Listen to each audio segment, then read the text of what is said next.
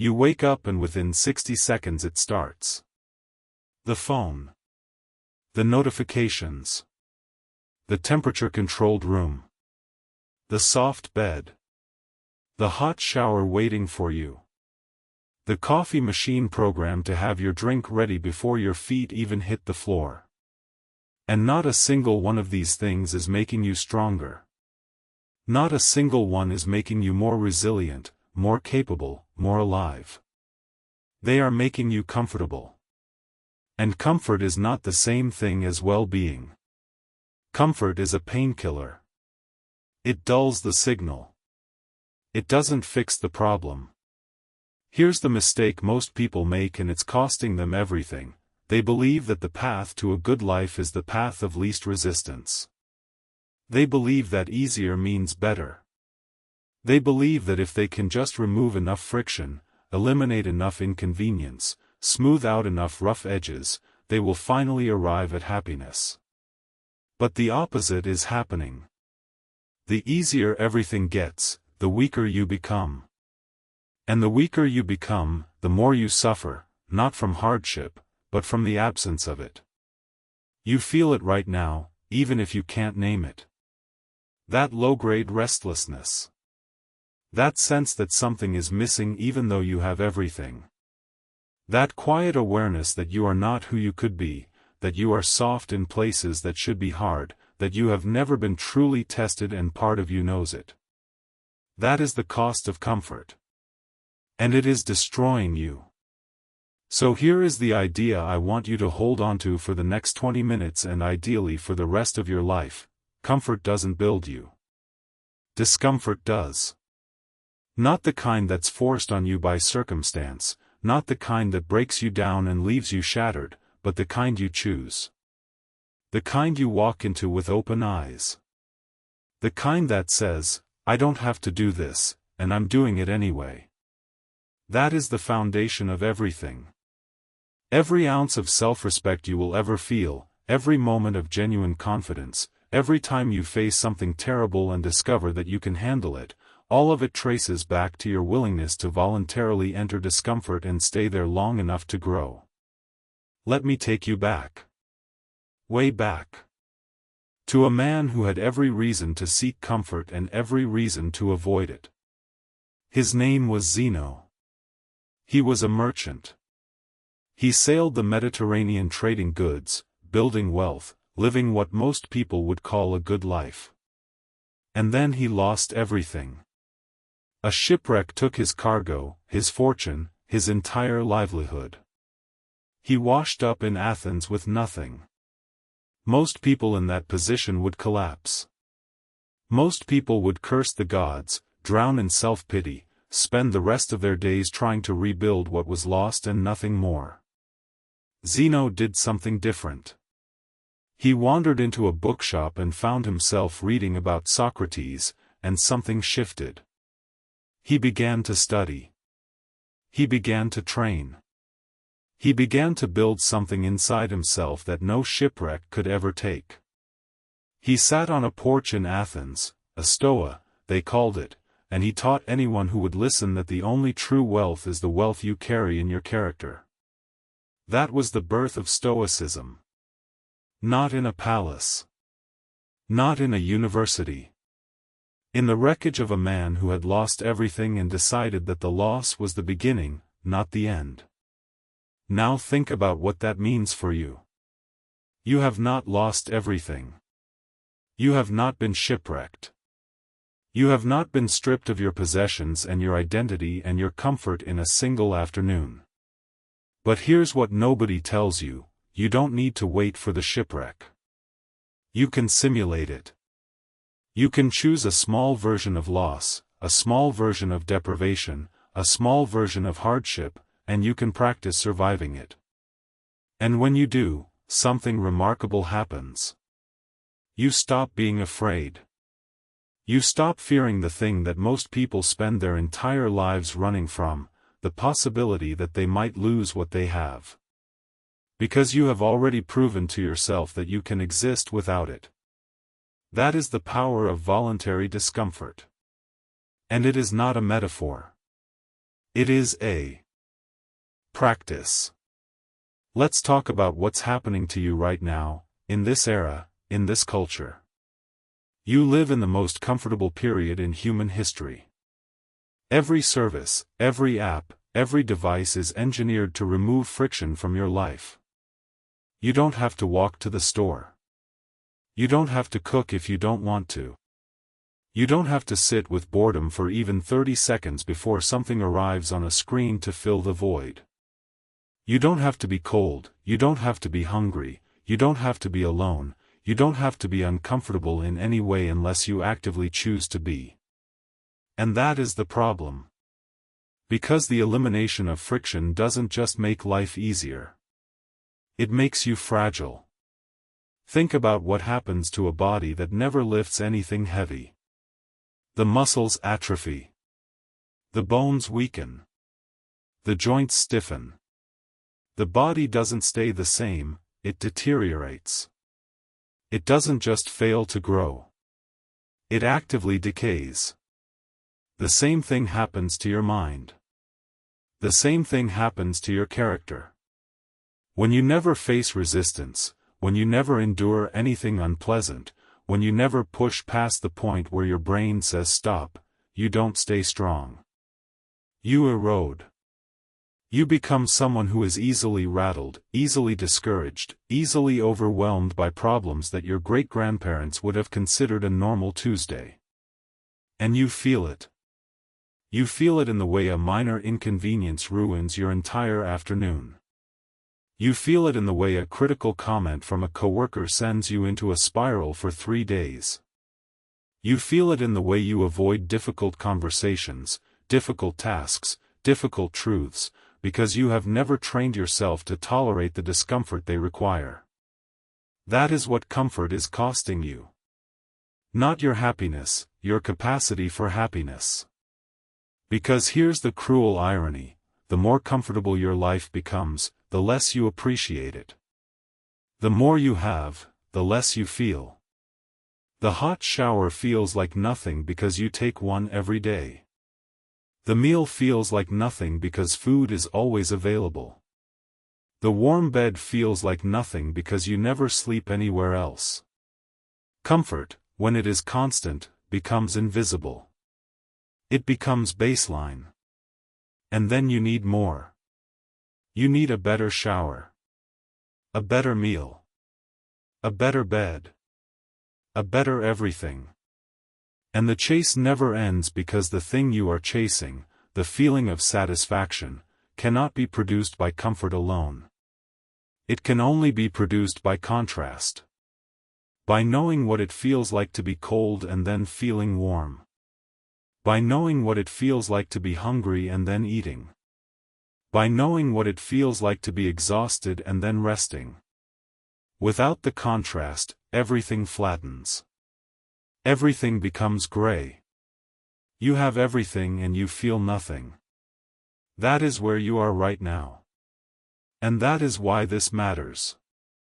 Now let me tell you about something the Stoics understood 2,000 years ago that most people today have completely forgotten.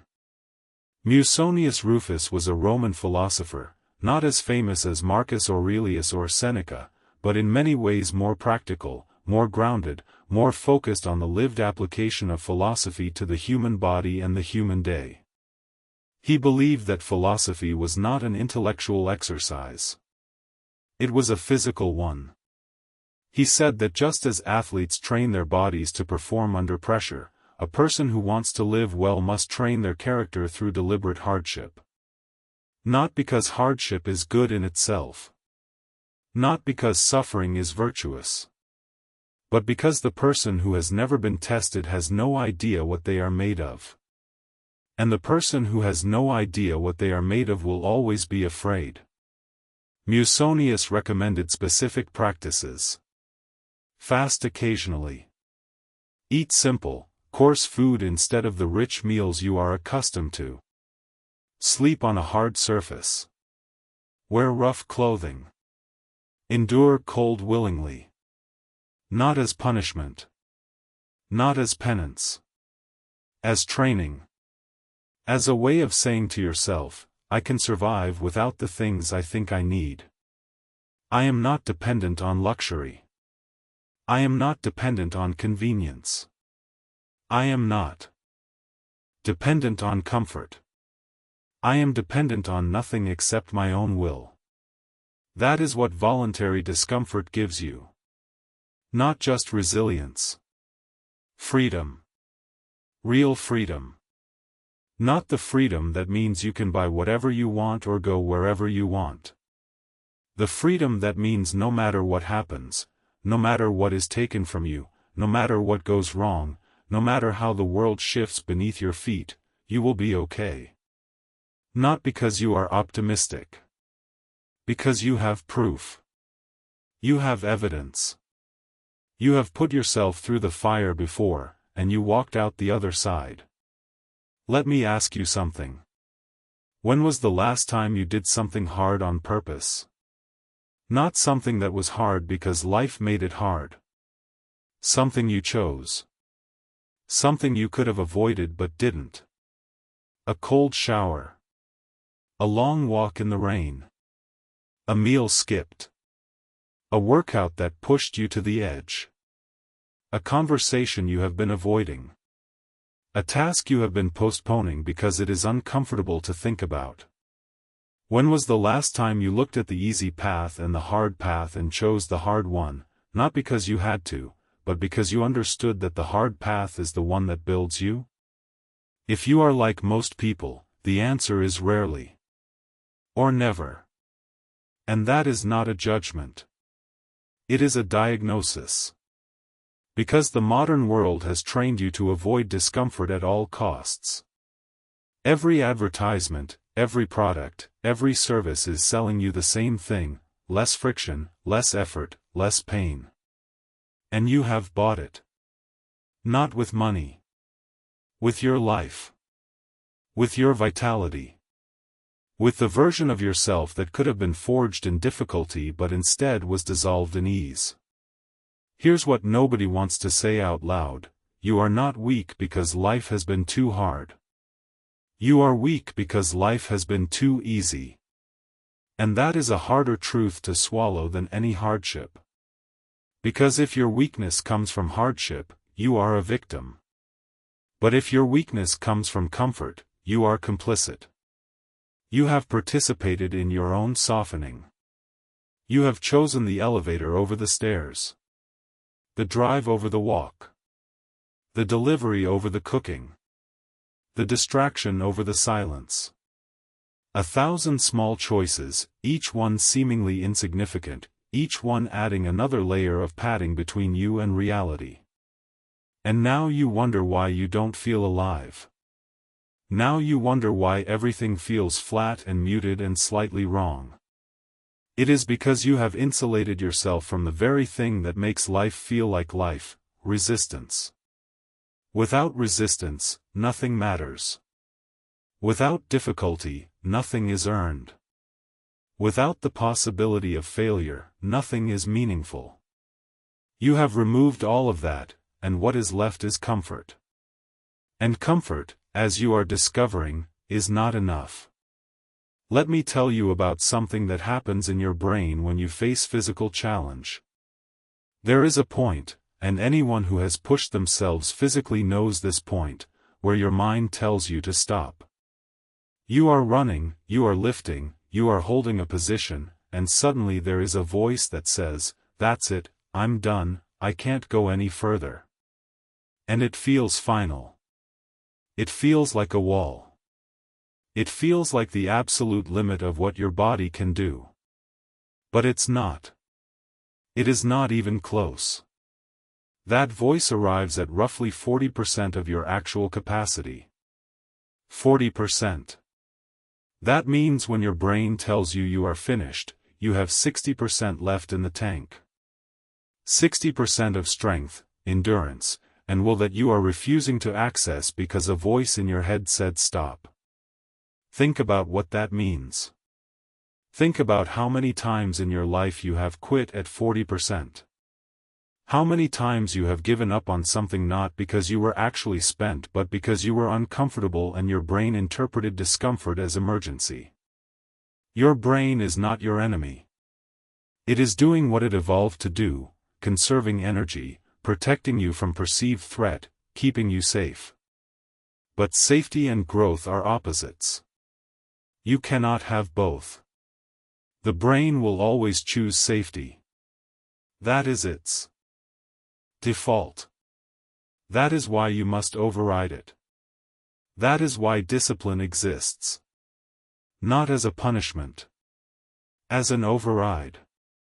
As the mechanism by which you say to your own survival instinct, I hear you, I understand you, and I am going anyway. This is what it means to callous your mind. Just as skin forms calluses through repeated friction, your mind forms calluses through repeated exposure to voluntary hardship. Each time you push past the 40% mark, each time you choose the cold water over the warm, each time you sit with hunger instead of reaching for a snack, each time you do the hard thing when the easy thing is right there, you are thickening your capacity. You are building a layer between yourself and the urge to quit. And over time, things that once felt unbearable become manageable. Things that once felt impossible become routine. Not because you have changed the world. Because you have changed yourself. Marcus Aurelius understood this. He was the most powerful man in the world, emperor of Rome, commander of armies, ruler of an empire that stretched from Britain to Mesopotamia. He could have had anything. He could have lived in unimaginable luxury. He could have spent his days in pleasure and delegation and comfort.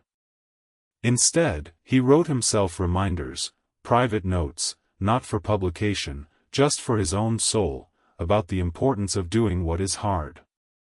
He reminded himself to get up in the morning and do the work of a human being. Not to stay under the covers. Not to give in to the pull of ease. He reminded himself that the things he feared, discomfort, difficulty, pain, were not actually harmful. What was harmful was the fear. What was harmful was the avoidance. What was harmful was the softness that comes from never being tested. This is a man who faced war, plague, betrayal, the death of children, the weight of an empire on his shoulders. And he did not break. Not because he was superhuman. Because he had trained for it. He had practiced difficulty before difficulty arrived. He had calloused his mind before the world demanded it. And that is the lesson for you. You do not train when the crisis hits. You train before. You train now, in peacetime, in the quiet moments when nothing is forcing you to do anything. Because the day will come when something does force you. The day will come when comfort is no longer an option, when loss arrives, when illness arrives, when failure arrives, when the life you have built around convenience collapses and you are left with nothing but yourself. And on that day, the question will not be whether you are comfortable. The question will be whether you are capable. Whether you have built something inside yourself that can withstand the storm. Whether you have the evidence, the proof, the memory of having endured before. If you have spent your life avoiding discomfort, the answer will be no. And that will be the moment that defines you. Not the crisis. Your preparation for it. Or your failure to prepare. So let's talk about what to do. Not in theory. In practice. Today. Tonight. Tomorrow morning. Here is a protocol. Not a complicated one. Not one that requires equipment or money or a guru. Just a set of choices you can begin making immediately that will change the trajectory of your life. First, introduce voluntary discomfort into your body. Take a cold shower. Not a lukewarm one. A cold one. Start with 30 seconds if you need to. Build to a minute. Build to 3. Stand in the cold and feel your brain scream at you to get out, and stay. That is the practice. That is the entire practice. You are not doing it for health benefits, though there are many. You are doing it to prove to yourself that you can choose discomfort and survive. You are doing it to override the 40% voice. You are doing it to callous your mind. Skip a meal. Not because you are trying to lose weight. Not because you are following a protocol. Because you want to know what hunger feels like and you want to discover that it is not an emergency. It is a sensation. It is uncomfortable. And you can tolerate it. You have tolerated far worse without realizing it. The fear of hunger is worse than hunger itself. Eliminate the fear by experiencing the thing. Sleep on the floor one night. No mattress. No pillow. Just the hard ground and a blanket. You will not sleep well. That is the point. You will wake up sore and stiff and slightly miserable. And then you will get up and go about your day. And the next night, when you return to your bed, it will feel like the most extraordinary luxury you have ever experienced. That is the contrast. That is the mechanism. That is how you turn an ordinary bed into a source of genuine gratitude, by knowing what it is like to not have it. Second, introduce voluntary discomfort into your work. Do the hardest thing first. Not the most urgent thing. Not the most pleasant thing. The hardest thing. The thing you have been avoiding. The thing that makes your stomach tighten when you think about it. That is the thing you do first, before email, before messages, before the easy tasks that make you feel productive without actually requiring anything of you. The hard thing is the only thing that builds you. Everything else is maintenance. Third, introduce voluntary discomfort into your relationships and your inner life. Have the conversation you have been avoiding. Sit in silence without reaching for your phone. Spend an evening alone with no entertainment, no distraction, no input, just you and your thoughts. Most people cannot do this. Most people reach for their phone within the first 2 minutes of being alone with nothing to do. That is not a habit. That is an escape. You are escaping yourself. And the person you are escaping from is the person you need to become. Voluntarily discomfort in this context means refusing to escape. It means staying with the discomfort of your own company long enough to discover what is underneath the noise. What you will find there, the unresolved emotions, the avoided truths, the questions you have been pretending not to hear, that is the material of your growth. You cannot grow from what you refuse to face. You can only grow from what you are willing to sit with. Now, I want to be clear about something. This is not about masochism. This is not about punishing yourself. This is not about making your life miserable on purpose because you think suffering is noble. It isn't. Suffering for its own sake is just suffering. What makes voluntary discomfort different from ordinary suffering is the word voluntary. You are choosing it. You are in control. You are entering the discomfort deliberately, with a purpose, and you are leaving it when the purpose is served. That is what makes it transformative rather than destructive. Ordinary suffering happens to you. Voluntary discomfort is chosen by you. And that distinction, between what happens to you and what you choose, is the entire foundation of Stoic philosophy. Epictetus said this beautifully. He was born a slave. He was beaten. He was crippled. He had less comfort and less freedom than anyone listening to this. And yet he taught that the only thing truly in your control is your response to what happens. You cannot control the world. You cannot control other people. You cannot control whether hardship finds you. But you can control whether you have already prepared for it.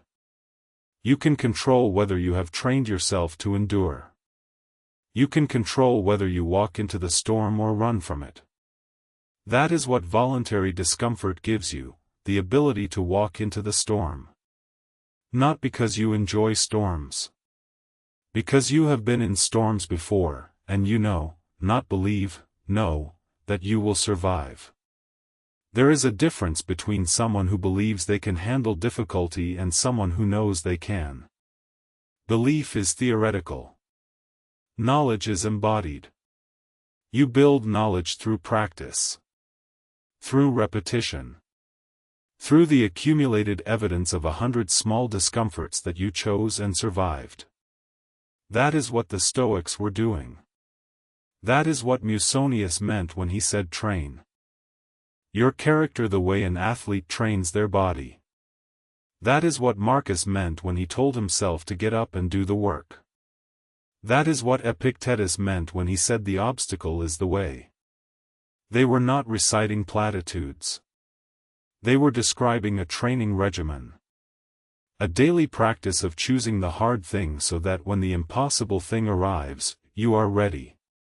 And here is what happens when you begin this practice. At first, it is miserable. You will hate the cold shower. You will hate the skipped meal. You will hate the hard conversation and the silence and the floor and every single thing you are doing.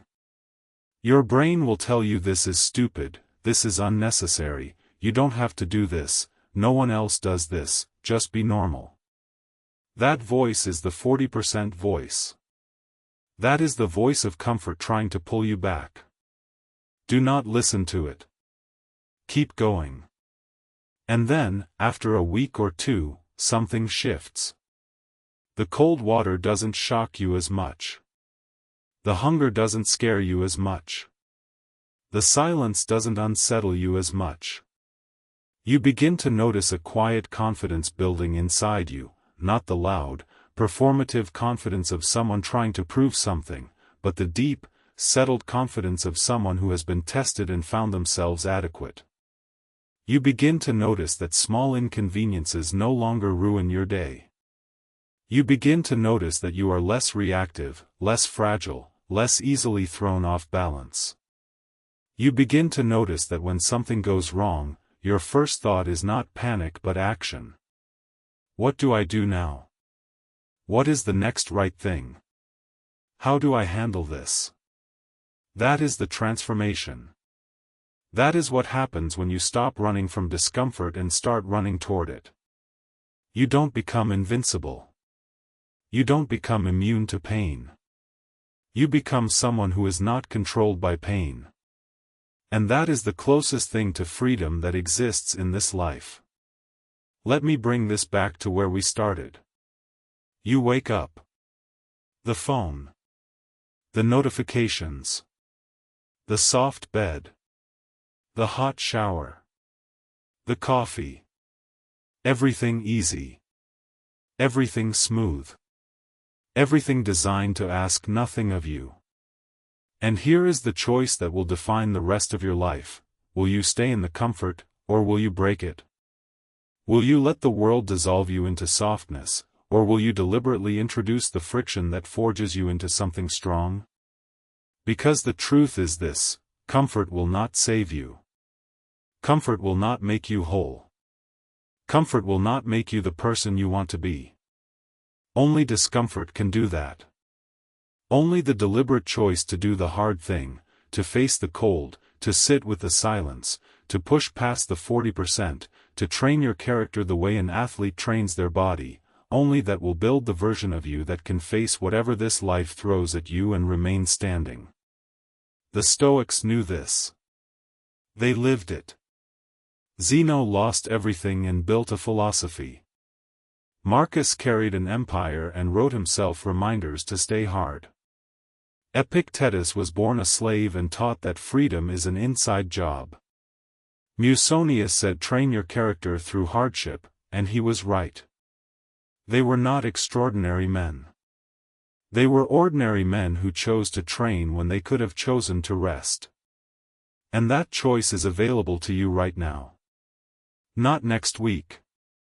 Not when you feel ready. You will never feel ready. That is the 40% voice. That is comfort whispering in your ear. The time is now. The practice is simple. The stakes are everything. Because the question is not whether hardship will find you. It will. The question is whether you will have made yourself strong enough to meet it. Choose the hard thing. Choose the cold. Choose the silence. Choose the discomfort that builds you. And do it again tomorrow. And the day after that. And the day after that. Until the day comes when the world shakes, and you do not. Stay hard.